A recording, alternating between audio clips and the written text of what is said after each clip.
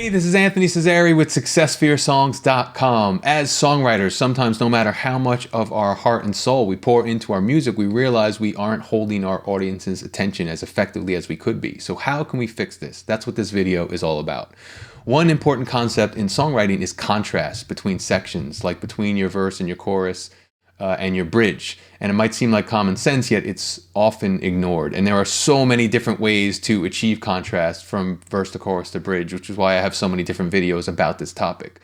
You can sing your song's vocals in a different range than the section before. You can start your vocals on a different beat than you did in the section before. You can play different chords on the guitar or your piano.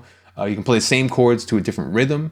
The list goes on and on as far as creating contrast goes. And you'll often see the best results when you use many of these contrasting ideas together to highlight that contrast.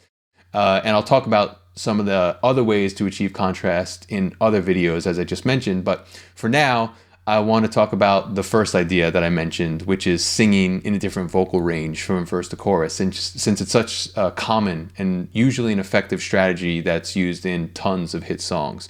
And there are a bunch of great examples that I can look at here. But one that strikes me as being successful in its particular song is in Katy Perry's Firework. So if you need to familiarize yourself with that song or how the verses go into the pre-chorus and the chorus, I've got a link for that. So check that out and then come back and finish this. Okay, so the verses, which start at the opening line, "Do you ever feel like a plastic bag?" Those are sung in the lower register of Katy Perry's range. So then when she hits that chorus at the line "Baby, you're a firework," she appears to be at the top of her range, hovering at about an octave higher than she was in the verses. So it's pretty standard but effective stuff so far, and it's set to what sounds like the extremes of her vocal range for added contrast. By the way, if you're looking for more songwriting tips and you're enjoying what you're seeing in this video, please download our free cheat sheet by tapping that little I in the corner of the screen. Moving along. In this song, what really sells it for me is the pre-chorus. And that starts on the lines, "You just gotta ignite the light." So she bridges that fairly large pitch gap between the low and high vocals that are in the verse and the chorus by slowly stepping up the notes in that pre-chorus. So not only does it really highlight the fact that the contrast in the chorus is coming, but it builds tension that's begging to be released in the higher pitched chorus. And by the time that hook in the chorus kicks in, not only are you ready for it, but you're singing along to it. And, you know, there are other factors in this song that help contribute to the contrast between the sections, but that change in her vocal register highlighted further with that pre-chorus that bridges the gap between the two stands out clear as one of the dominant ones, and rightfully so. I mean, it works pretty well in this case.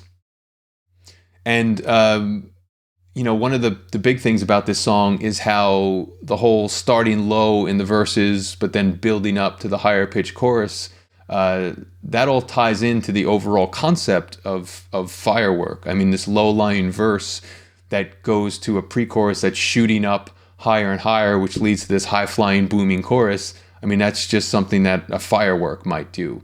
You know, probably not a coincidence there. Moves like that always work best when they hit on multiple levels, and this one does that. There are a ton of other great examples of contrast between sections by varying the vocal register. So look for that as you're listening to songs. Genre's irrelevant here. So if you think of any, take note of them because you can definitely apply this concept to your writing. So I hope you found that information useful. And if you're looking for a lot more ways to improve your songwriting, we have a free cheat sheet which you can download by tapping on the screen here. And if you haven't yet subscribed to our YouTube channel to stay updated on our latest songwriting videos, you can tap our logo on the screen for that. And thank you for checking out this video. I will talk to you in the next one. Take care.